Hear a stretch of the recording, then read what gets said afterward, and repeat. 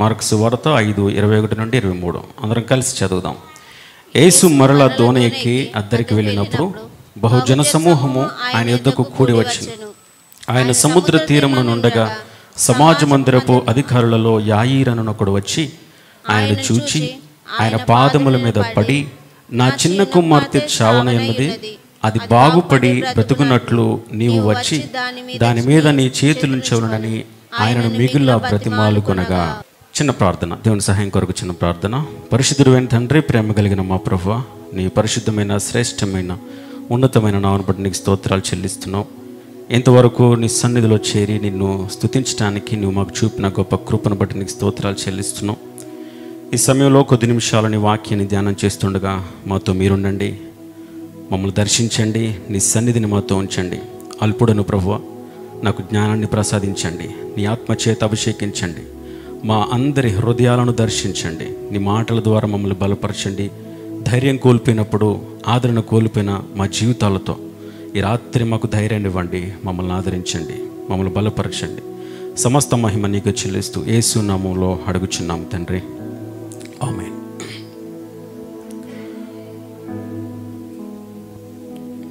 గాఢాంధకారపు లోయలో నేను సంచరించినప్పుడు చీకటి ఛాయలు నన్ను అలమరించి చుట్టినప్పుడు ఎటు వెళ్ళాలో ఏం చేయాలో తెలియక అర్థం కాని పరిస్థితిలో నేను ఉన్నప్పుడు, నేను వాకింగ్గా నేను చెప్పేది పర్సనల్ ఎక్స్పీరియన్స్,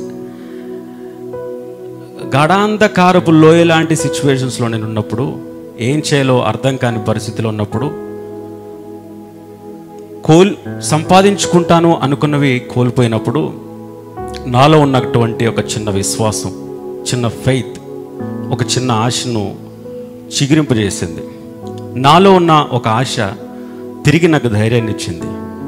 నాలో ఉన్నటువంటి ఒక చిన్న విశ్వాసం వాక్యాన్ని చదివేటట్లు చేసింది. ఈరోజు మనం చదువుకున్న వాక్య భాగంలో నుండి దేవుడు నాకు ధైర్యాన్ని ఇచ్చాడు. నాలో ఉన్న ఒక చిన్న విశ్వాసం ఈ వాక్యం ద్వారా నన్ను బలపరిచింది, నాకు ధైర్యాన్ని ఇచ్చింది. ఎంత ధైర్యాన్ని ఇచ్చిందంటే, జీవితంలో సాధించాలనుకున్నవి సాధించలేకపోయినా అంతకంటే ఎక్కువ సాధిస్తావు, అలాంటి రోజు ఒకటి వస్తుందని ఒక ధైర్యాన్ని ఇచ్చింది ఈ వాక్యం. జీవితంలో కావాల్సిన దాన్ని సాధించుకోలేకపోయినా, లేకపోతే అనుకున్నది సాధించుకోలేని సిచ్యువేషన్లో ఉన్నప్పుడు ఈ వాక్యం ఆ దానికంటే రెట్టింపు ఆశీర్వాదాన్ని నువ్వు పొందుకుంటావు అనే ఒక ఆదరణను ఇచ్చింది. నన్ను ఆదరించిన వాక్యం, నన్ను ధైర్యపరిచిన వాక్యం ఈ రాత్రి మీతో కూడా మాట్లాడాలని, ఈ రాత్రి మిమ్మల్ని కూడా దర్శిస్తుందని, మీకు కూడా ధైర్యాన్ని ఆదరణను కలిగిస్తుందని మాటలు మీకు తెలియజేస్తున్నాను. ఈ మాటలు ఎందుకు మీకు తెలియజేస్తానంటే, the amazing power of a simple faith, విశ్వాసం యొక్క శక్తి, అద్భుతమైన శక్తి, అతి సాధారణమైన విశ్వాసము, దాని యొక్క అద్భుతమైన శక్తిని గురించి ఈ రాత్రి మీతో కొద్ది నిమిషాలు మాట్లాడాలని ఆశపడుతున్నాను. మనం చదువుకున్న వాక్య భాగం చాలా పరిచయమే, చాలాసార్లు విన్నాం. ఇది చదువుతున్నప్పుడే మీలో ఒక ఫీలింగ్ కలిగి ఉంటుంది, ఓహో ఇదా, ఎందుకంటే చాలాసార్లు చదివాం, చాలాసార్లు విన్నాం. ఈ వాక్య భాగంలో 21వ వచనం నుండి దాదాపు చివరి వచనం 43 వచనాల్లో 2 సందర్భాలు మనకు కనిపిస్తాయి. 2 సందర్భాలు. ఒకటి యాయీరు ఆయన కుమార్తె యొక్క సందర్భం. రెండోది 12 సంవత్సరాల నుంచి రక్తస్రావంతో బాధపడుతున్న, ఆ వ్యాధితో బాధపడుతున్నటువంటి ఒక స్త్రీ యొక్క సందర్భాన్ని మనం చూస్తాం. యాయీరు ఒక సమాజ మందిరపు అధికారి. ఆయన కుమార్తె చావ సిద్ధమైంది, మరి కొద్ది క్షణాల్లో చనిపోతుంది. అలాంటి పరిస్థితుల్లో యేసు ప్రభువారు ఒక ప్రాంతం గుండా వెళ్తున్నాడని తెలుసుకున్నాడు. యేసు ప్రభువారు అద్భుతాలు చేస్తాడని, చనిపోయిన వారిని లేపుతాడని, స్వస్థతలు చేస్తాడని ఆయన విన్నాడు. విన్నప్పుడు యేసు ప్రభువారి దగ్గరికి యాయీరు, సమాజ మందిరపు అధికారి, యేసు ప్రభువారి దగ్గరికి వెళ్ళడం, యేసు ప్రభువారిని రిక్వెస్ట్ చేసుకోవడం. ఏమని రిక్వెస్ట్ అంటే, నా కుమార్తెని బ్రతికించండి అని ఆయన్ని బ్రతిమలాడుకోవడం. ఆ తర్వాత యేసు ప్రభువారు ఆయన గృహానికి వెళ్ళి చనిపోయినటువంటి తన కుమార్తెను బ్రతికించడం ఈ సందర్భంలో మనం చూస్తాం. అయితే యాయీరు యేసుప్రభు దగ్గరికి వచ్చి నా ఇంటికి రమ్మని ఆహ్వానించటం, యేసుప్రభు వారు ఆయన గృహానికి వెళ్ళి ఆమెను బ్రతికించడానికి మధ్యలో ఒక సందర్భం. ఆ సందర్భమే 12 సంవత్సరాల నుండి రక్తస్రావం కలిగినటువంటి వ్యాధి కలిగినటువంటి స్త్రీ సందర్భం మనం చూస్తాం. 25వ వచనం నుండి 34వ వచనాల వరకు ఈ సందర్భాన్ని మనం చూస్తాం. 12 సంవత్సరాలుగా రక్తస్రావం అనే బాధ అనే వ్యాధితో బాధపడుతుంది. యాయీరు కుమార్తె వయసు ఎంతో తెలుసా? 12 సంవత్సరాలే. యాయీరు కుమార్తె వయసు 12 సంవత్సరాలే. కానీ ఈ స్త్రీ యొక్క వయసు 12 సంవత్సరాలు కాదు, కానీ ఆ స్త్రీకున్న వ్యాధి యొక్క వయసు 12 సంవత్సరాలు. యాయీరు కుమార్తె వయసు 12 సంవత్సరాలు, ఈ స్త్రీకున్న వ్యాధి యొక్క వయసు 12 సంవత్సరాలు. ఆమె ఎంత బాధపడుతుందంటే, ఎంత భయంకరమైన వేదనలో ఉందంటే, ఎంత నలిగిపోతుంది అంటే ఆమెకున్న వ్యాధిని బట్టి చాలా రకాలుగా చాలా విధాలుగా ఆమె నలిగిపోయింది. అన్ని రకాలుగా మానసికంగా శారీరకంగా అన్ని రకాలుగా నలిగిపోయింది. చాలా విధాలుగా సఫర్ అయింది. She suffered physically, she suffered medically, she suffered socially, she suffered emotionally, she suffered religiously, she suffered financially. అన్ని రకాలుగా ఫిజికల్గా శారీరకంగా ఆమె బాధను అనుభవిస్తుంది. కంటిన్యూస్ బ్లడ్ ఫ్లో అవుతుంటే, ఆ రక్తస్రావం జరుగుతూ ఉంటే చాలా బాధ, ఎవరికి చెప్పుకోలేని బాధ. ఫిజికల్గా బాధపడింది, మెడికల్గా కూడా బాధపడింది. ఏంటి మెడికల్గా అంటే, చాలా హాస్పిటల్స్ తిరిగింది, ఆమె దగ్గరున్న డబ్బులు ఖర్చు పెట్టింది, చాలా హాస్పిటల్ తిరిగి చివరికి డాక్టర్లు చేతులు ఎత్తేశారు, ఇది మాతోటి కాదు, దీనికి మెడిసిన్ లేదని. సో మెడిసిన్ లేనప్పుడు ఆమె చేయగలిగేది ఏం లేదు. కాబట్టి మెడికల్గా కూడా ఆమె సఫర్ అయింది, సోషల్గా సఫర్ అయింది, సామాజిక పరంగా సఫర్ అయింది. సమాజంలో తిరగలేదు, సమాజంలో ఆమె మొహం చూడడానికి కూడా ఇష్టపడేవారు కాదు. ఆ దినాల్లో రక్తస్రావం కలిగినటువంటి స్త్రీని చూడాలంటే ఒక పాపంగా భావించేవారు. కాబట్టి సమాజంలోనికి వెళ్ళలేదు, ఎవరికి చెప్పుకోలేదు. సమాజంలోనే కాదు, ఆమె గృహంలో కూడా చెప్పుకోలేదు. ఆమె ఇంట్లో వాళ్ళతో కూడా చెప్పుకోలేని పరిస్థితిలో ఆమె ఉంది. ఎమోషనల్గా కూడా సఫర్ అయింది, మానసిక వేదన, మానసికంగా కృంగిపోయింది. ఆమెకి ఆప్షన్స్ లేవు. హాస్పిటల్కి వెళ్దామంటే హాస్పిటల్లో డాక్టర్లు చేతులు ఎత్తేసారు. ఎమోషనల్గా బాధపడింది, రిలీజియస్గా కూడా బాధపడింది. మతపరంగా దేవాలయానికి వెళ్ళి దేవుణ్ణి ఆరాధించడానికి అవకాశం లేదు, సమాజంలోనికి వెళ్ళి దేవుణ్ణి ఆరాధించడానికి లేదు. మతము ఆమెని వెలివేసింది. ఫినాన్షియల్గా సఫర్ అయింది, ఉన్న డబ్బులన్నీ హాస్పిటల్ ఖర్చు పెట్టింది, ఇంక ఏమి చేయలేని నిస్సహాయ స్థితిలో ఉంది. అలాంటప్పుడు ఆమె దగ్గర ఎలాంటి ఆప్షన్స్ లేవు, ఇంకా ఎలాంటి ఆల్టర్నేట్స్ లేవు. మనకేదైనా సమస్య వచ్చినప్పుడు కొన్ని ఆప్షన్స్ వెతుక్కుంటాం, ఇది కాకపోతే అది, అది కాకపోతే ఇది కాకపోతే ఏదో ఒక సొల్యూషన్ దొరుకుతుందని వెతుకుతూ ఉంటాం. కానీ ఈమె జీవితంలో అన్ని సొల్యూషన్స్ అయిపోయినాయి, ఇంకా ఆప్షన్స్ లేవు. No options, no alternates. అలాంటి సందర్భంలో యేసు ప్రభు వారు ప్రాంతం గుండా వెళ్తున్నారని విన్నది. ఆ యేసు ప్రభు వారి గురించి ముందే విన్నది, ఆయన స్వస్థపరుస్తాడు, ఆయన ముట్టితే నా రోగం బాగుపడుతుందని ఆమె నమ్మింది. నమ్మినట్లుగానే యేసు ప్రభు వారు ప్రాంతం గుండా వెళ్తున్నప్పుడు ఆమె ఎలా నమ్మింది అంటే, ఎంత విశ్వాసం ఆమెలో ఉందంటే, ఆయన వస్త్రపు చెంగును ముడితే నా రోగం బాగుపడుతుందని నమ్మింది. అది ఆమెలో ఉన్న విశ్వాసం. ఫెయిత్ గురించి మాట్లాడుతున్నాం. The amazing power of simple faith. సాధారణమైన విశ్వాసం ఆమెలో ఉన్నది, చాలా సాధారణమైన విశ్వాసం. ఏంటా విశ్వాసం అంటే, వస్త్రపు చెంగును ముడితే నా రోగం బాగుపడుతుంది అని ఆమె యొక్క విశ్వాసం. అనుకున్నట్లుగానే వస్త్రపు చెంగు ముట్టింది, ఆమె రోగం బాగుపడింది, ఆమెకి ఆ జీవితానికి విడుదల దొరికింది. ఇది మనం చదివిన వాక్య భాగంలో ఉన్నటువంటి సారాంశం.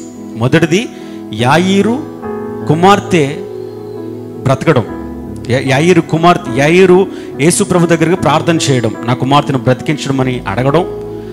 అడిగినప్పుడు యేసు ప్రభు వారి గృహానికి వెళ్తున్నప్పుడు మార్గ మధ్యంలో 12 సంవత్సరాల నుంచి రక్తస్రావంతో బాధపడుతున్న ఆ స్త్రీని స్వస్థపరచడం, ఆ తర్వాత యాయీరు గృహానికి వెళ్ళి ఆ కుమార్తెను బ్రతికించడం 21వ వచనం నుండి 43 వచనాల్లో ఈ 2 సందర్భాలను చూస్తాం. ఈ రాత్రి ఈ 2 సందర్భాల్లో నుంచి ఒక 3 విషయాలు మీ ముందు పెట్టి నా మాటలు ముగిస్తాను. చాలా క్లుప్తంగా, తక్కువ సమయంలో, మనకు సమయం లేదు కనుక ఈ మాటలు ముగించడానికి ప్రయత్నం చేస్తాం. 3 విషయాలు చెప్తాను, జాగ్రత్తగా మనసు పెట్టి వినండి. ఒకవేళ రాసుకోవాలనుకుని ఆశ ఉంటే రాసుకోండి. మొదటిది ఏ పిటిఫుల్ డైలాగ్, దయనీయమైన సంభాషణ. తెలుగులో, ఇంగ్లీష్లో ఏ పిటిఫుల్ డైలాగ్, లేకపోతే ఏ పిటిఫుల్ డిస్కషన్. ఒక దయనీయమైన సంఘటన, ఒక దయనీయమైన సంభాషణ, ఒక దయనీయమైనటువంటి అది డిస్కషన్. ఇది మొదటి విషయం. రెండో విషయం ఏ పెయిన్ఫుల్ డిలే, ఒక బాధకరమైన ఆలస్యం, ఒక విషాదకరమైన ఆలస్యం, ఊహించనటువంటి ఆలస్యం జరిగింది. రెండో విషయం ఇది. మూడో విషయం ఏ పవర్ఫుల్ డెలివరెన్స్, ఒక శక్తివంతమైన లేకపోతే ఒక అద్భుతమైన విడుదల. మూడో విషయం. ఈ 3 విషయాలు క్లుప్తంగా చెప్పి నేను ముగిస్తాను. మొదటి విషయం ఏ పిటిఫుల్ డైలాగ్, ఒక దయనీయమైన సంభాషణ, ఒక విచారకరమైన సంభాషణ, ఒక జాలి చూపించేటటువంటి, మీరు ఏమైనా పర్యాయ పదాలు పెట్టుకోవచ్చు, ఈ పదానికి సినానిమ్స్ యాడ్ చేసుకోవచ్చు. ఒక దయనీయమైనటువంటి డిస్కషన్ ఇక్కడ మనం చూస్తాం. అయితే చూద్దాం ఒకసారి 22వ వచనంలో మనం చూస్తే, ఆయన సముద్ర తీరం నుండగా సమాజ మందిరపు అధికారులలో యాయీరు అని ఒకడు వచ్చి. ఎవరు? సమాజ మందిరపు అధికారులలో ఒకడు. యాయీరు ఎవరు అంటే, ఆయన డెసిగ్నేషన్ ఏంటంటే సమాజ మందిరపు అధికారి. సమాజ మందిరపు అధికారి అన్నప్పుడు ఆయనకంటూ కొన్ని ప్రివిలేజెస్ ఉంటాయి, ఆయన కొన్ని అధికారాలు ఉంటాయి. యాయీరుకి సామాన్యుడు కాదు, మనలాంటి సామాన్యమైన వ్యక్తి ఏమి కాదు. ప్రామినెన్స్, ఒక ప్రాముఖ్యత కలిగినటువంటి వ్యక్తి. పొజిషన్, ఒక స్థానం కలిగినటువంటి వ్యక్తి. ప్రెస్టేజ్, ఒక గౌరవప్రదమైనటువంటి స్థానం కలిగినటువంటి వ్యక్తి. ప్రివిలైజ్, ఒక ప్రత్యేక హక్కు కలిగినటువంటి వ్యక్తి. ప్రాస్పెరిటీ, శ్రేయస్సు కలిగినటువంటి వ్యక్తి. పవర్, శక్తి కలిగినటువంటి వ్యక్తి. Prominence, position, prestige, privilege, prosperity, power, అనేక రకాలుగా ఆయనకి అర్హతలు ఉన్నాయి. సాధారణమైన వ్యక్తి ఏం కాదు, అన్నిటికన్నా మించి ఒక మంచి భక్తుడు, భక్తి కలిగినటువంటి జీవితాన్ని కలిగినటువంటి వ్యక్తి ఆయన. అయితే అలాంటి వ్యక్తి యేసు ప్రభు వారి దగ్గరికి వెళ్ళాడు. ఇది విచిత్రం. ఎందుకు విచిత్రమో తెలుసా? యేసు ప్రభు వారి దగ్గరికి వెళ్ళడం ఈయనకున్న స్థానానికి, ఈయనకున్న కెపాసిటీకి చిన్న చూపు. ఎందుకంటే యేసు ప్రభుని ఆ దినాల్లో యూదులు అంగీకరించలేదు. యేసు ప్రభుని అప్పటికి వారు అంగీకరించలేదు. యేసు ప్రభు వారి దగ్గరికి ఎవరు వెళ్ళినా వారిని వెలివేసే పరిస్థితులు ఆ దినాల్లో ఉన్నాయి. కానీ యాయీరు వాటన్నిటిని పక్కన పెట్టాడు. జైరస్ ఇంగ్లీష్లో, వాటన్నిటిని పక్కన పెట్టాడు. యేసు ప్రభు వారి దగ్గరికి వెళ్ళడం ఒక విచిత్రం. యేసు ప్రభు దగ్గరికి వెళ్ళాలంటే ఆయనలో ఉన్నటువంటి అహం అడ్డం వస్తుంది, ఆయనలో ఉన్నటువంటి ఈగో అడ్డం వస్తుంది, ఆయనకున్నటువంటి బౌండరీస్ అడ్డం వస్తాయి, ఆయనకున్నటువంటి కమ్యూనిటీ అడ్డం వస్తుంది. యేసు ప్రభు వారి దగ్గరికి వెళ్తే ఈయనేంటి ఆయన దగ్గరికి వెళ్ళడం అని చిన్న చూపు చూస్తారు. ఒక అధికారి అయ్యండి, సమాజంలో ఒక గౌరవప్రదమైన స్థానాన్ని కలిగి ఉండి ఈయన యేసు ప్రభు వారి దగ్గరికి వెళ్ళడం ఏంటి, ఒక అవసరం కోసం అని ఒక చిన్న చూపు చూస్తారు. బహుశా తన సొంత కమ్యూనిటీ ఆయన వెలివేస్తుంది. యేసు ప్రభు వారి దగ్గరికి వెళ్ళడానికి ఆయన ఈగోని పక్కన పెట్టాడు, ఆయన సమాజాన్ని పక్కన పెట్టాడు, తన భయాన్ని పక్కన పెట్టాడు. ఎందుకో తెలుసా? తన కుమార్తె బ్రతకాలని. ఆ కుమార్తె వేదన, ఆ కన్న తండ్రి ఆవేదన ఇక్కడ మనం చూస్తాం. ఓ తండ్రి ఒక కుమార్తె కోసం ఎంతగా తగ్గాడో చూడండి, ఎంతగా తగ్గాడో చూడండి. తన అహాన్ని పక్కన పెట్టాడు, తన భక్తిని కూడా పక్కన పెట్టాడు, తన హక్కుల్ని పక్కన పెట్టాడు, తన అధికారాన్ని కూడా పక్కన పెట్టాడు. మన జీవితాల్లో, మన కుటుంబాల్లో ఎలాంటి సిచ్యువేషన్స్ ఎదురవుతాయి? మన కుటుంబాల్లో మన భర్త లోకంలో పాడైపోతుంటే మనకు చాలా వేదన కలుగుతుంది కానీ బయట చెప్పుకోలేం. మన కుటుంబాల్లో భార్య దేవునికి లోబడని స్థితిలో ఉంటే ఎవరికి చెప్పుకోలేం. ఇదేంటి పలానా వాళ్ళు భార్య సరిగా లేదంట, పలానా వాళ్ళు భర్త సరిగా లేడంట అని చెప్పుకుంటే సిగ్గు అని బయటికి చెప్పుకోలేం. ఎందుకంటే అప్పుడు మన భక్తి అడ్డం వస్తుంది, మన ఈగో అడ్డం వస్తుంది. మన పిల్లలు నాశనం అయిపోతుంటే, మన పిల్లలు బయట పరిస్థితుల్లో ట్రాక్ తప్పు తిరుగుతుంటే, పాపంలో పడిపోతుంటే మనకు తెలుసు వాళ్ళు పాడైపోతున్నారని, కానీ చెప్పుకోలేని పరిస్థితి. చెప్పుకోలేక మన భక్తి అడ్డం వస్తుంది. ఏమనుకుంటారో అని భయపడతాం, మన సరౌండింగ్స్కి భయపడతాం, మన చుట్టుప్రక్కల ఉన్న సమాజానికి భయపడతాం. మనలో ఉన్న భక్తి దానికి అడ్డం వస్తుంది. నేను భక్తులనే కదా, ప్రార్థన చేస్తాను కదా, దేవుడు నా ప్రార్థన కూడా వింటాడని. కొన్ని సందర్భాలు ఇలాంటి సిచ్యువేషన్స్ మనకు కూడా ఎదురవుతాయి. అయితే యాయీరు వీటన్నిటిని పక్కన పెట్టాడు, అన్నిటిలో తగ్గాడు. తగ్గి ఎక్కడికి వెళ్ళాడు? యేసు ప్రభు దగ్గరికి వెళ్ళాడు. చూద్దాం ఒకసారి. యేసు ప్రభు దగ్గరికి వెళ్ళాడు. ఆయన సముద్ర తీరమున ఉండగా సమాజ మందిరపు అధికారుల్లో ఒక యాయీరు అని ఒకడు వచ్చి ఆయనను చూచి చూడండి, యేసు ప్రభు దగ్గరికి వచ్చాడు. మొదటిది. రెండోది ఆయన్ని చూశాడు. మూడోది ఏం చేశాడు? రావడమే ఒక విచిత్రం. యేసు ప్రభు వారి దగ్గరికి రావడమే ఒక విచిత్రం. కానీ రెండోది ఏం చేస్తున్నాడు తెలుసా? ఆయన పాదముల మీద పడిపోయాడంట. ఎంత ఆశ్చర్యం! ఒక ఉన్నతమైన స్థాయి కలిగినటువంటి వ్యక్తి యేసు ప్రభు పాదాల మీద పడిపోయాడు. యేసు ప్రభు దగ్గరికి వెళ్ళాలంటే చాలామంది జనసమూహం ఉన్నారు, చాలామంది అసలు వెళ్ళడానికి ఛాన్స్ లేదు. కానీ యాయీరుకి ఆ ఛాన్స్ దొరికింది. ఎందుకో తెలుసా? ఆయనకు పలుకుబడి ఉంది కాబట్టి, ఆయనకు ఒక ఇన్ఫ్లుయెన్స్ ఉంది కాబట్టి. బహుశా ఆయన వచ్చినప్పుడు ఆయనకి రెస్పెక్ట్ ఇచ్చి దారి ఇచ్చేసి ఉంటారు యేసు ప్రభు దగ్గరికి వెళ్ళడానికి.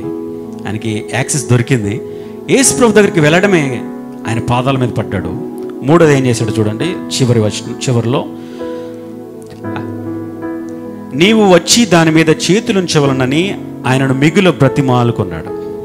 3 విషయాలు. ఆయన వచ్చాడు, ఆయన పాదాల మీద పడ్డాడు, మూడోది బ్రతిమలాడుకున్నాడు. ఎంత గొప్ప విషయం! ఎందుకు ఇన్ని జరిగినాయి? ఎందుకు ఎంతగా తగ్గాడు యాయీరు? ఎందుకని ఎంత తగ్గించుకున్నాడు జైరస్ అంటే, తన కుమార్తె అంటే ఆయనకు ప్రాణం. 12 ఏళ్ళ తన కుమార్తె బ్రతకాలనేది ఆయన కోరిక. అప్పటికే చాలా హాస్పిటల్స్ తిప్పాడు. ఆయనకు కూడా ఆప్షన్స్ లేవు, ఆయనకు కూడా ఆల్టర్నేట్స్ లేవు. ఎక్కడికి వెళ్ళాలన్నా ఏం చేయాలన్నా ఆయనకు అధికారం ఉంది, కానీ ఆప్షన్స్ లేవు. ఇంకా ఎవ్వరు ఏమి చేయలేని పరిస్థితి. ఆయన కుమార్తె చావసిద్ధమైంది. చాలా హాస్పిటల్స్ తిప్పాడు, ఎన్ని డబ్బులైనా ఖర్చు పెట్టగలడు. రీసెంట్గా ఒక వ్యక్తి కోసం మనం ప్రార్థన చేశాం. ఆ వ్యక్తి ఈ లోక యాత్రను ముగించాడు. దాదాపు 2 కోట్లయిందని విన్నాను ఖర్చు హాస్పిటల్లో. 2 కోట్లు కాదు, ఎన్ని కోట్లైనా ఖర్చు పెట్టగల సామర్థ్యం ఆయనకుంది. కానీ ఈ లోకయాత్ర ముగించాడు. డబ్బులున్నా, ఆస్తులున్నా ప్రాణం ఆగలేదు. ఈ లోకయాత్రను ముగించాడు. యాయీరు కూడా సిచ్యువేషన్ అదే. డబ్బులు ఉన్నాయి, అన్నీ ఉన్నాయి, తన కుమార్తె బ్రతకాలని ఒక బలమైన కోరిక ఉంది, కానీ ఆప్షన్స్ లేవు, ఆల్టర్నేట్స్ లేవు. తన సమాజం గురించి ఆలోచిస్తే తన కుమార్తె చనిపోతుంది. తన బౌండరీస్, తన చుట్టూ ఉన్న వాటిని గురించి ఆలోచిస్తే, తన భక్తి గురించి ఆలోచిస్తే, తనలో ఉన్న అహం లేకపోతే ఈగోని గురించి ఆలోచిస్తే తన కుమార్తె చనిపోతుంది. ఎందుకు అంతగా తగ్గాడో తెలుసా? ఆయనకు తనపై ఉన్న ఆ కుమార్తెపై ఉన్నటువంటి ప్రేమ. ఆ ప్రేమను బట్టి ఆయనకు వచ్చినటువంటి ఒక చిన్న ఆశ ఏంటో తెలుసా? విశ్వాసం. Very simple faith. గొప్ప విశ్వాసం ఏం కాదు, ఏదో కష్టపడి సాధించేసినటువంటి గొప్ప విశ్వాసం ఏం కాదు, చాలా చిన్న విశ్వాసం. ఆ విశ్వాసమే యాయీరుని యేసు ప్రభు దగ్గరికి నడిపించడమే కాదు, ఆయన వెళ్ళాడు, పాదాల మీద పడ్డాడు, బ్రతిమలాడుకున్నాడు. ఎంతకి ఏం బ్రతిమలాడాడు? బ్రతిమలాడడం అంటే ఏంటి? మన దృష్టిలో ప్రార్థన చేయడం, రిక్వెస్ట్ చేసుకోవడం. ఎంతకి ఏం అడిగాడు ఆయన? చూడండి ఏమడిగాడో. నీవు వచ్చి దాని మీద చేతులుంచవలనని మిగులు బ్రతిమాలుకున్నాను. నా చిన్న కుమార్తె చావనైనది, అది బాగుపడి బ్రతుకున్నట్లు నీవు వచ్చి చేతులుంచమన్నాడు. ఏం ప్రార్థన చేశాడండి? నా కుమార్తె చనిపోయేలా ఉంది, నీవు వచ్చి నా కుమార్తె మీద చేతులుంచమన్నాడు. జాగ్రత్తగా గమనించండి. ఇక్కడ మనం గమనించవలసిన పాయింట్ ఏంటంటే, నీవు వచ్చి చేతులుంచు అన్నాడు. యాయిరు ఏం ప్రార్థన చేయాలంటే ఇక్కడ, నీ వచ్చి నా కుమార్తెను బ్రతికించు ప్రభువా అని అడగాలి. కానీ అలా అడగలేదు. అది క్వశ్చన్, రిక్వెస్ట్. లేకపోతే నీ వచ్చి నా కుమార్తె మీద చేతులుంచితే నా కుమార్తె బ్రతుకుతుందేమో అని డౌట్ పడలేదు, లేకపోతే క్వశ్చన్ చేయలేదు. ఒక స్టేట్మెంట్ చేస్తున్నాడు. ఒక అద్భుతమైన విషయం ఏంటో తెలుసా? నీ వచ్చి చేతులుంచితే చాలు, నెక్స్ట్ ఏం జరుగుతుంది? నా కుమార్తె బ్రతికేస్తుంది. ఎవరు చెప్పాలి ఈ మాట? ఎవరు చెప్పాలి? దేవుడు చెప్పాలి నేను బ్రతికిస్తానని. కానీ యాయిరే డిసైడ్ చేస్తున్నాడు, జైరస్ ఫిక్స్ చేసేస్తున్నాడు. నీ వచ్చి నా కుమార్తె మీద చేతులుంచితే చాలు, ఆమె బ్రతికేస్తుంది. స్టేట్మెంట్. ఎంత అద్భుతం! విశ్వాసం అంటే అదే, ఫెయిత్ అంటే అదే. మనం చాలాసార్లు ప్రభువా ఈ కార్యం చేయి ప్రభువా అని ప్రార్థన చేస్తాం, లేకపోతే ఇది కాకపోతే అది చేయి ప్రభువా అని ప్రార్థన చేస్తాం, లేకపోతే ఈ సిచ్యువేషన్లో నుంచి ఇంకో సిచ్యువేషన్ నువ్వు చేయగల సమర్థుడో ప్రభువా అని ప్రార్థన చేస్తాం. ఇక్కడ యాయిరుకి ఆప్షన్ లేదు, ఆల్టర్నేట్స్ లేవు. ఎంత గొప్ప విశ్వాసం అంటే, నువ్వు వచ్చి చేతులుంచు చాలు, ఇంకేం చేయొద్దు. నువ్వు ఉపవాస ప్రార్థన చేయొద్దు, ఆయిల్ వేసి ప్రార్థన చేయొద్దు, లేకపోతే అక్కడ కూర్చొని పాటలు పాడొద్దు, నువ్వు చేతులుంచి ఏమి ప్రార్థన చేయొద్దు. అవన్నీ ఏం చేయలేదు. జస్ట్ చేతులుంచు, నా కుమార్తె బ్రతికేస్తుంది. ఎంత గొప్ప విశ్వాసం, ఎంత గొప్ప ఆశ! చాలా చిన్న విశ్వాసం, చాలా చిన్న విశ్వాసం. ఏ పిటిఫుల్ డైలాగ్లో మనం ధ్యానం చేస్తున్నాం, ఒక దయనీయమైన సంభాషణ. యాయిరు చేస్తున్నటువంటి ఒక రిక్వెస్ట్ని మనం ధ్యానం చేస్తున్నాం. ఎంత గొప్ప విషయం! అనుకున్నట్లుగానే యాయిరు యొక్క విశ్వాసాన్ని చూసిన దేవుడు వెంటనే వస్తాను అని అగ్రి చేశాడు. వెంటనే వస్తాను, వెళ్దాం నడు అని చెప్పేసి యేసుప్రభువు వారు ప్రయాణాన్ని ప్రారంభించారు. ప్రారంభించినప్పుడు ఇప్పుడు జైరస్ లేకపోతే యాయిరు ఎంత ఆనందం తెలుసా, ఎంత గొప్ప సంతోషమో తెలుసా? యేసుప్రభువు వారు తన రిక్వెస్ట్ని యాక్సెప్ట్ చేశాడు. యేసుప్రభువు వారు బ్రతిమలాడినప్పుడు వెంటనే వస్తానని ఒప్పుకున్నాడు. ఇప్పుడు ఎంత సంతోషమో తెలుసా? మన జీవితంలో కూడా చాలాసార్లు ప్రార్థన చేసినప్పుడు ఆ ప్రార్థనకు జవాబు వచ్చినప్పుడు ఎంత ఆనందంగా ఉంటుంది, ఎంత సంతోషంగా ఉంటుంది. మీకు అర్థం కావాలంటే చిన్న ఎగ్జాంపుల్. ఎంతో కాలంగా చదువుకొని ఒక ఉద్యోగానికి అప్లై చేసాం. కొన్ని సంవత్సరాల చిరకాల కోరిక ఆ జాబ్ మనకి, అది మన డ్రీమ్ జాబ్. డ్రీమ్ జాబ్ అంటే ఇది కొత్త జాబ్ కాదు, మనం కళ మనం అనుకున్న జాబ్ అనమాట. ఆ జాబ్ కోసం అప్లై చేసినప్పుడు కష్టపడి టెన్షన్తో ఇంటర్వ్యూ అటెండ్ చేసినప్పుడు, ఎగ్జామ్ క్వాలిఫై ఇంటర్వ్యూ అటెండ్ చేసినప్పుడు, ఆ ఇంటర్వ్యూలో పాస్ అయిన తర్వాత వాళ్ళు చెప్తారు మనకి, కంపెనీ వాళ్ళు ఏమనంటే, యు ఆర్ సెలెక్టెడ్ అంటారు. యు ఆర్ సెలెక్టెడ్ అన్నారు అంతే. ఇంకా జాబ్ రాలేదు, ఆఫర్ లెటర్ రాలేదు, శాలరీ ఏంటో తెలియదు, పని ఏంటో తెలియదు. కానీ అది మన చిరకాల కోరిక. ఆ జాబ్ మనకు కావాలి, ఆ జాబ్తో మన జీవితం సెట్ అయిపోతుంది. యు ఆర్ సెలెక్టెడ్ అనగానే ఇప్పుడు మన ఫీలింగ్ ఏంటి? పరిగెట్టుకుని ఇంటికి వచ్చేస్తాం, వెంటనే పాస్టర్ గారు ఫోన్ చేసేస్తాం, స్వీట్ బాక్సులు తెచ్చేస్తాం, చాలా హడావిడి చేసేస్తాం. ఆనందం తట్టుకోలేం, ఎందుకంటే మన చిరకాల కోరిక అది. చాలా సంతోషం ఉంటుంది. యాయిరు పరిస్థితి కూడా అదే. చాలా ప్రార్థన చేశాడు, బ్రతిమాడుకున్నాడు యేసుప్రభుని. యేసుప్రభు వస్తానని హామీ ఇచ్చాడు, వస్తానని ప్రామిస్ చేశాడు, వాగ్దానం చేశాడు. వాగ్దానం చేయడమే కాదు, ప్రయాణాన్ని కూడా ప్రారంభించాడు. ఇది మొదటి విషయం. అక్కడ వరకు బాగానే ఉంది, ప్రయాణాన్ని ప్రారంభించాడు. ఇది మొదటి విషయం. రెండో విషయానికి వెళ్దాం, త్వరగా ముగించేస్తాను. A painful dialogue. రెండో విషయం, ఏ పెయిన్ఫుల్ డైలాగ్, ఒక బాధకరమైన ఆలస్యం. ఇంతవరకు బాగానే ఉంది, సంతోషం. యాయిరు ఫిక్స్ అయిపోయాడు నా కుమార్తె బ్రతికేస్తుందని. కానీ అనుకోని ఒక ఆలస్యం జరిగింది. యాయిరు యేసుప్రభుని తీసుకెళ్తూ ఉంటే అనుకోని విధంగా ఒక ఆటంకం ఎదురైంది. ఏంటి ఆటంకం? చెప్పండి, ఏంటి ఆటంకం? 12 సంవత్సరాలుగా రక్తస్రావంతో బాధపడుతున్నటువంటి స్త్రీ ఆయన చెంగును ముట్టింది, వస్త్రపు చెంగును ముట్టింది. ఆమె స్వస్థత పొందేసుకుంది. ఒక్కసారిగా బ్రేక్ వేసాడు యేసుప్రభు వారు. యేసుప్రభు వారు బ్రేక్ వేసి, నా వస్త్రపు చెంగు ఎవరు ముట్టారని అడిగాడు. 30వ వచనంలో చూడండి, నా వస్త్రపు చెంగు ఎవరు ముట్టారు?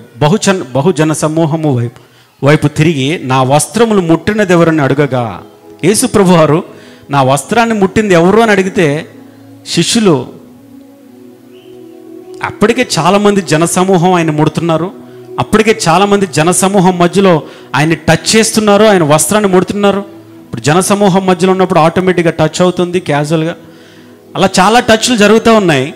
కానీ యేసుప్రభు వారు బ్రేక్ వేసి నన్ను ఎవరు టచ్ చేశారు అని అడిగినప్పుడు వాళ్ళ శిష్యులు ఏమన్నారంటే, ఇంతమంది జనాలు ఉన్నారు, ఇంతమంది జనసమూహం ఇలా ముడుతుంటే కళ్ళు కనిపించలేదా అని మనసులో అనుకోకుండా ముఖం మీద అనేసారు వాళ్ళు. ఏంటి ప్రభువా, ఇంతమంది జనాలు మధ్యలో నువ్వు ఉన్నావు, ఇంతమంది టచ్ చేస్తున్నారు, ఆ మాత్రం తెలియట్లేదని ముఖం మీద అనేసరికి, no, this touch is different. ఎంతోమంది నన్ను టచ్ చేశారు కానీ ఈ టచ్ డిఫరెంట్గా ఉంది. ఏంటి ఆ టచ్ అంటే, నన్ను ముట్టిందని ఎవరు, అప్పుడు ఆ స్త్రీ, ఇక్కడ ఒక మాట ఉంటుంది చూడండి, ఆమెను కనుగొనవలనని ఆయన చుట్టూ చూసినప్పుడు ఆ స్త్రీ తనకు జరిగినది ఎరిగి భయపడి వణుకుచు వస్త్రములు ముట్టినది ఎవరని అడగగా ఆయన శిష్యులు, జనసమూహము నీ మీద పడుచుండుట చూచుచున్నావే, నన్ను ముట్టినది ఎవడని అడుగుచున్నావా అని. 30వ వచనంలో చూడండి, వెంటనే యేసు తనలో నుండి ప్రభావము బయలువెళ్ళనని తనలో తాను గ్రహించి. ఈ టచ్ ఎలాంటిదంటే, ఆమె ముట్టిన విధానం ఎలాంటిదంటే, ఆమె ముట్టగానే ఆయన నుండి ఒక ప్రభావము బయటికి వెళ్ళిందని ఆయన గ్రహించాడు. ఎంతోమంది టచ్ చేశారు, ఎంతోమంది ఆయన ముట్టారు, కానీ ఈమె ముట్టగానే ఒక ప్రభావం బయటికి వెళ్ళింది. ఈమె ముట్టగానే ఆమె స్వస్థత పొందుకుంది. ఒకవేళ ఆయన వస్త్రంలో శక్తి ఉంటే ఆమె స్వస్థత పొందుకుంది ఆ వస్త్రాన్ని ముట్టుకున్నందుకు కాదు, ఆమె స్వస్థత పొందుకుంది యేసుప్రభుని ముట్టుకున్నందుకు కాదు. ఆమె స్వస్థత పొందుకోగానే యేసుప్రభు ఏమన్నాడు చూడండి ఒకసారి. ఆమె స్వస్థత పొందుకోగానే ఆయన ఏమన్నాడంటే, కుమారి, నీ విశ్వాసమే నిన్ను స్వస్థపరిచాను. ఇది పాయింట్. అమ్మా, నిన్ను స్వస్థపరిచింది నేను కాదు, నిన్ను స్వస్థపరిచింది నా వస్త్రం కాదు, నిన్ను స్వస్థపరిచింది నీ భక్తి కాదు, నిన్ను స్వస్థపరిచింది మరేది కాదు, కానీ నిన్ను స్వస్థపరిచింది నీ విశ్వాసం. ఎంత గొప్పది! చాలా సింపుల్ ఫెయిత్, కానీ ఎంత పవర్ఫుల్గా ఉందో చూడండి. మొదటి సందర్భంలోనేమో యాయీరు చేతులుంచితే చాలు నా కుమార్తె బ్రతికేస్తుంది అనేది ఆయన విశ్వాసం అయితే, జస్ట్ వస్త్రపు చెంగును ముడితే నేను బాగుపడుతాననేది ఈమె విశ్వాసం. ఈ రాత్రి నా విశ్వాసం ఏంటి, మనలో ఉన్న విశ్వాసం ఏంటి ప్రశ్నించుకుందాం. ఎంత విశ్వాసాన్ని కలిగి జీవిస్తున్న మన ఆత్మీయ జీవితంలో. యాయీరు విశ్వాసం, చేతులుంచితే చాలు నా కుమార్తె బ్రతుకుతుందన్న విశ్వాసం. ఈమె విశ్వాసం, జస్ట్ వస్త్రపు చెంగును ముడితే చాలు నా జీవితం బాగుపడిపోతుంది. ఫిక్స్. అది స్టేట్మెంట్స్ కానీ డౌట్లు కానీ ఎలాంటి సందేహాలు కానీ లేవు ఈ విశ్వాసంలో. ఒకవేళ ఈ వస్త్రాన్ని ముట్టుకుంటే నా జీవితం బాగుపడుతుందేమో అని కాదు, లేకపోతే నన్ను బాగు చేయమని క్వశ్చన్ కూడా కాదు. No questions, only statement. విశ్వాసం ఎప్పుడు కూడా స్టేట్మెంటే ఉంటుంది. డౌట్లు ఉండవు, క్వశ్చన్స్ ఉండవు, సందేహాలు ఉండవు. అది విశ్వాసం. ఈ రాత్రి మన ఆత్మీయ జీవితంలో మన విశ్వాసం ఎలా ఉంది? అందుకే యేసుప్రభు వారు అన్నారు, ఆవగింజంత విశ్వాసం మీలో ఉంటే చాలు అద్భుతాలు చూస్తారంట. ఎందుకని మాట అన్నారు? ఆవగింజంత విశ్వాసం ఉంటే అద్భుతాలు జరుగుతాయంట. అంటే దాని అర్థం ఏంటి? ఆవగింజంత విశ్వాసం కూడా మనలో ఉండదని. ఆవగింజంత విశ్వాసం కూడా మనం ఉండడానికి మనం మనుషులం కాబట్టి ఉండదు, అవకాశం ఉండదు. లోకంలో బ్రతుకుతున్నాం కాబట్టి ఏది ఉందని భ్రమపడతాం అంతే. ఆవగింజంత విశ్వాసం కూడా మనలో ఉండదు. ప్రార్థనకు వస్తాం, అన్నీ చేస్తాం, కానీ విశ్వాసం మనలో ఉండదు. నిందించట్లేదు, ప్రశ్నించుకుందాం. 12 సంవత్సరాల నుంచి రక్తస్రావంతో బాధపడుతున్నటువంటి ఆ స్త్రీలో ఉన్న చిన్న విశ్వాసం ఈ రాత్రి మనలో ఉందా? యాయీరులో ఉన్నటువంటి ఒక చిన్న విశ్వాసం ఈ రాత్రి మనలో ఉందా? ప్రశ్నించుకుందాం. ఊహించినటువంటి ఆలస్యం. యేసుప్రభు వారు ఆ కుమార్తెను బ్రతికించడానికి వెళ్తున్న మార్గ మధ్యంలో అక్కడ ఆలస్యం జరిగింది. ఇప్పుడు యాయీరు పరిస్థితి ఒకసారి చూడండి ఎలా ఉందో. యాయీరు పరిస్థితి ఎలా ఉంటుంది? తన కుమార్తె బ్రతకాలని ఆశతో తీసుకుని వెళ్తుంటే అనుకోని విధంగా ఆలస్యం జరిగితే ఇప్పుడు ఆయన పరిస్థితి ఏంటి? ఆయన పరిస్థితిలో మనం ఉంటే ఏం చేస్తాం? ఒకసారి ఆలోచించండి. ఇప్పుడు ఎవరేమైతే నాకెందుకు అని యేసు ప్రభుని ఏదో విధంగా మేనేజ్ చేసి బ్రతిమలాడుకునో రిక్వెస్ట్ చేసో మొత్తానికి తీసుకుని వెళ్ళిపోవడానికి ప్రయత్నం చేస్తాం. కానీ యాయేరు ఏం చేయాల? నిలబడున్నాడు. ఒక కన్ఫ్యూజింగ్ స్టేట్లోకి వెళ్ళిపోయాడు యాయేరు. ఒక కన్ఫ్యూజన్, ఒక సందేహం, ఒక భయం, ఒక నిరాశ. అప్పటి వరకు ఆశతో దేవుడు వాగ్దానాన్ని చేశాడు, వాగ్దానాన్ని నెరవేరుస్తున్నాడు అని సంతోషంలో యాయేరు ప్రయాణాన్ని సాగిస్తూ ఉన్నాడు. చక్కగా ముందుకు సాగుతూ ఉన్నాడు. కానీ ఊహించని విధంగా ఒక ఆటంకం ఏర్పడింది. ఇప్పుడు యేసు ప్రభు ఆగినందుకు, బ్రేక్ వేసినందుకు యేసు ప్రభుని తిట్టుకోవాలా, లేకపోతే యేసు ప్రభు ఆగినందుకు ఆ కారణమైనటువంటి ఆ స్త్రీని తిట్టుకోవాలా?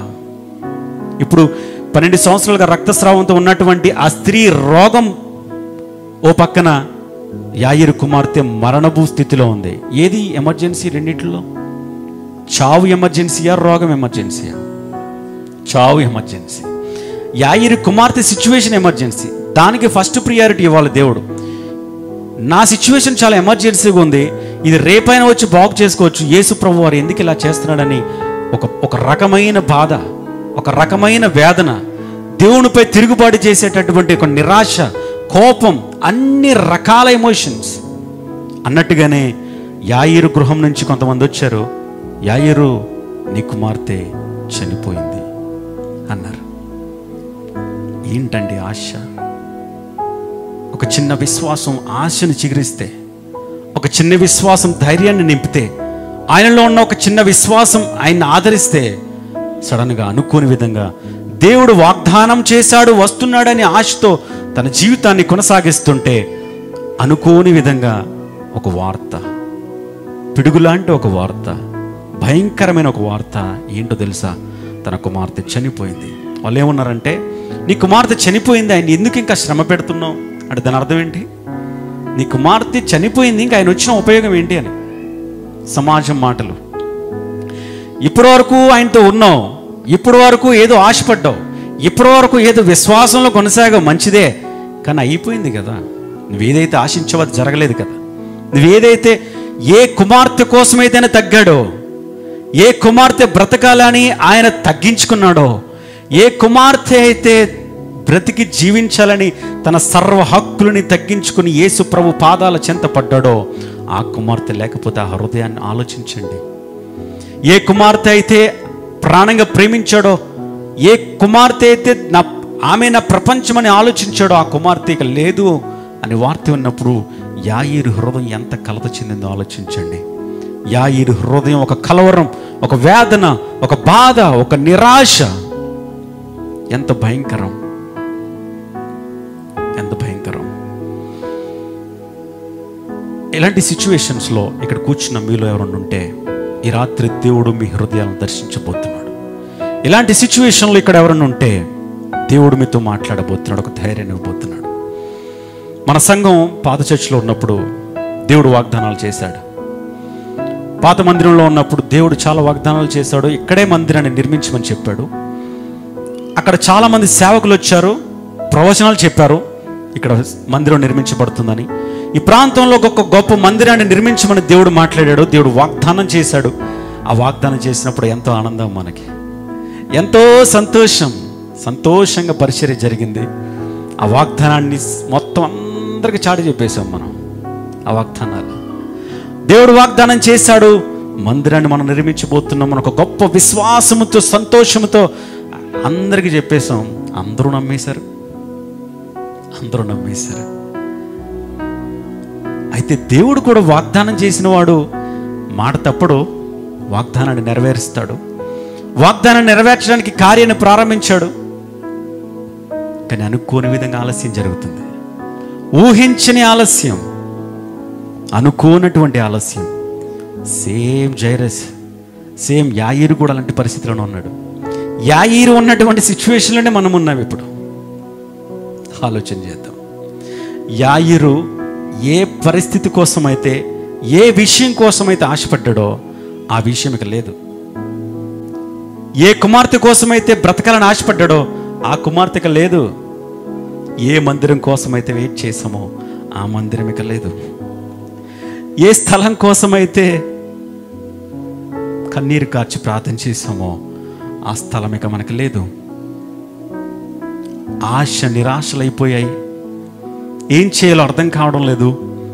కన్ఫ్యూజన్, బాధ, వేదన, నవ్వాలా ఏడవాలో తెలియదు, ఎవరికి చెప్పుకోవాలో తెలియదు. ఇంకెందుకు, ఏం చేస్తారని బయట నుంచి చచ్చిపోయింది కదా, ఇంకేం చేస్తావు, ఆయన వదిలే అనే బయట వారి మాటలు. యాయిరు హృదయాన్ని ఆలోచించండి. యాయిరు సిచ్యువేషన్లో మనం ఉన్నాం. ఇప్పుడు యాయిరు సిచ్యువేషన్ ఎలా ఉందో తెలుసా? భయంకరంగా ఉంది. కానీ యాయిరు ఏం చేశాడో తెలుసా? అయిపోలేదు, ఇంకా ఉంది. మూడో విషయంలోకి వెళ్ళి ముగించేస్తాం. మూడో విషయం, ఏ పవర్ఫుల్ డెలివరెన్స్. మూడో విషయం, ఏ పవర్ఫుల్ డెలివరెన్స్. యాయిరు ఏం చేశాడో తెలుసా? ఇన్ని చెప్పాను ఇప్పటివరకు. యాయిరు ఎలాంటి సిచ్యువేషన్లో ఉంటాడో, ఎలాంటి ప్రాబ్లం ఫేస్ చేస్తాడో చెప్పాను. కానీ యాయిరు ఇవన్నీ చేయలేదు. నీ కుమార్తె చనిపోయింది, ఇంకా ఆయన వదిలేసి ఏం చేస్తావు? చాలామంది యేసుప్రభుని నమ్మినప్పుడు దేవుడు మనకి కార్యాలు చేస్తాడని ఎదురు చూస్తూ ఉంటాం. ఆయన వాగ్దానం చేశాడని, వాగ్దానం నెరవేర్చే దేవుడు అని ఎదురు చూస్తూ ఉంటాం. ఈలోపు వాగ్దానం నెరవేరకపోగా మరింత నష్టం మన జీవితాల్లో చోటు చేసుకున్నప్పుడు మన చుట్టుపక్కల వారు అంటారు, మంచిదే యేసుప్రభు దగ్గరికి వెళ్ళావు, లేకపోతే ఆ మతంలోనికి వెళ్ళావు, ఏదో చేస్తాడని వెళ్ళావు, ఆశపడ్డావు, కానీ జరగలేదు. ఆయన కూడా ఏం చేస్తాడు? ఏం చేయలేం కదా, ఇంకా వచ్చాయి వెనక్కి. There is no option. ఇంకా చేయగలిగేది ఏం లేదు. అక్కడ శూన్యంగా మారిపోయింది పరిస్థితి. ఇంకా మొత్తం పూర్తిగా అయిపోయింది. దాని నుంచి మనం ఎక్స్పెక్ట్ చేయడానికి కూడా ఛాన్స్ లేదు. కానీ యాయిరు ఏం చేశాడో తెలుసా? నీ కుమార్తె చనిపోయింది, ఇంకా యేసుప్రభు శ్రమ పట్టదన్నప్పుడు యాయిరు మనసులో ఏమనుకున్నాడో తెలుసా? నా కుమార్తె చనిపోద్దని నాకు తెలుసు, నా కుమార్తె చనిపోతుందని నాకు ముందే తెలుసు. ఈరోజు కాకపోతే రేపైనా చనిపోద్దని నాకు తెలుసు. చనిపోయిన వారిని కూడా లేపగలిగిన వాడు నా యేసుక్రీస్తు. చనిపోయిన వారిని కూడా లేపగలిగిన సమర్థుడు నా యేసుక్రీస్తు అని విశ్వసించాడు యాయిరు. అలా మౌనంగా నిలబడ్డాడు. యేసుప్రభుని కూడా ఇబ్బంది పెట్టలేదు.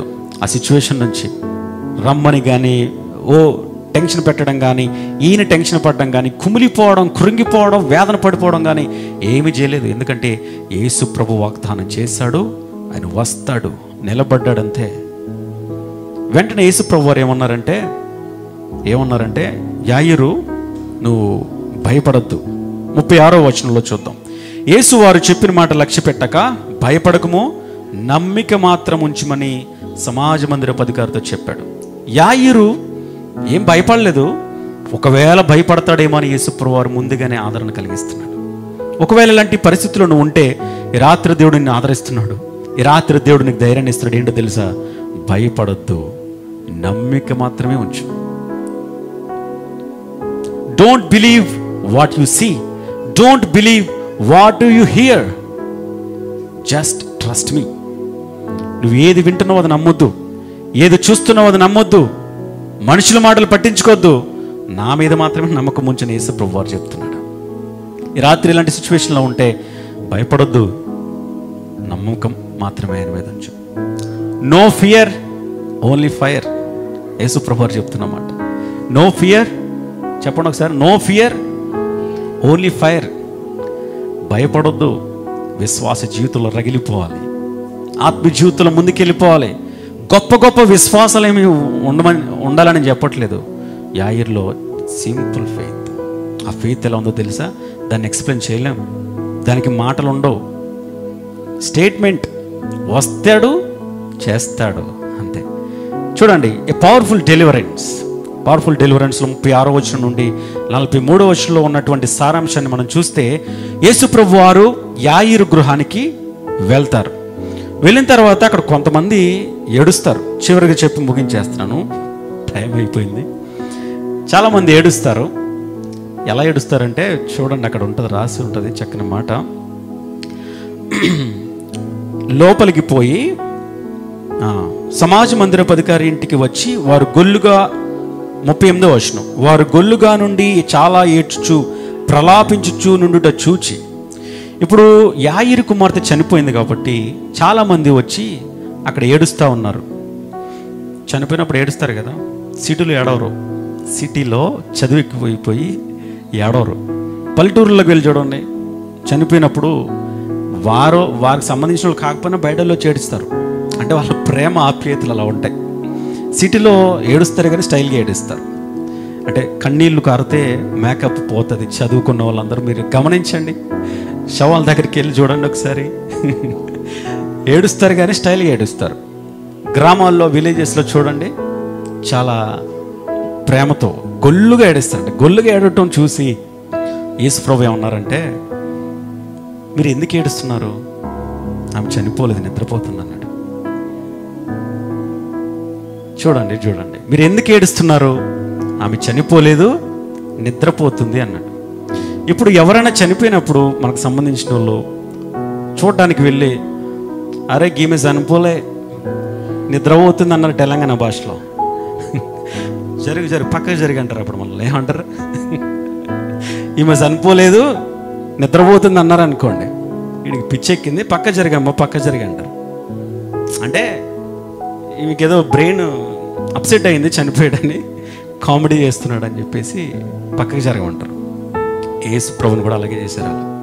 యేసుప్రభు వారి ఆ బాడీ దగ్గరికి వెళ్ళి, ఆమె చనిపోలేదు, నిద్రపోతుంది అన్నప్పుడు వాళ్ళు ఏం చేశారు? అపహాస్యం చేశారంట. అపహాస్యం, హేళన చేశారు. అపహాస్యం చేసినప్పుడు యేసుప్రభు ఏం చేయాలా? చూడండి, నేను ఇప్పుడు నేను లేపుతాను అని ఛాలెంజ్ చేసి ఆమె లేపాల. యేసుప్రభు ఏం చేశారో తెలుసా?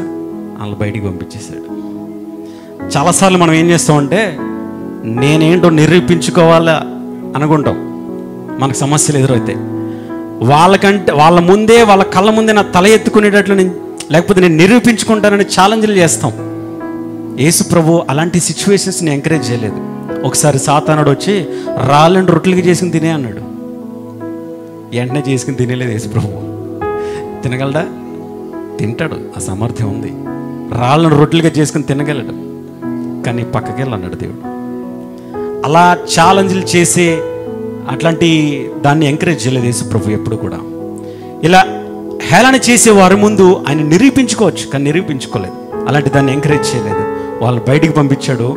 ఆ కుమార్తె దగ్గరికి వెళ్ళి ఏమన్నాడు? చివరి వచనం చూద్దాం, 42వ వచనం.